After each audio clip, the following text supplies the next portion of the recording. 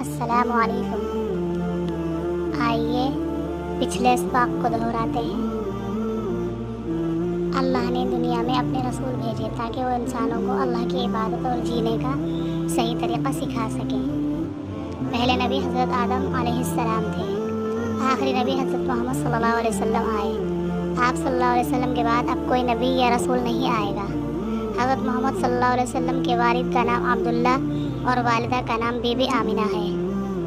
والدین کے وفات کے بعد آپ صلی اللہ علیہ وسلم کی پرورش دادا عبد المطلب اور پھر چچا ابو طالب نے کی۔ حضرت خدیجہ رضی اللہ عنہ، حضرت ابو بکر صدیق رضی اللہ عنہ، حضرت زید بن حارثہ رضی اللہ عنہ اور حضرت علی رضی اللہ عنہ اسلام کی دعوت قبول کرنے والے پہلے مسلمان ہیں۔ آپ صلی اللہ علیہ وسلم کے ساتھیوں کو صحابہ کہتے ہیں۔ صحابہ رضی اللہ عنہ سے محبت کرنا ضروری ہے۔ پیارے نبی نے ہمیں جو دعائیں سکھائی ہیں انہیں یاد کرنا اور صحیح موقع پر پڑھنا چاہیے۔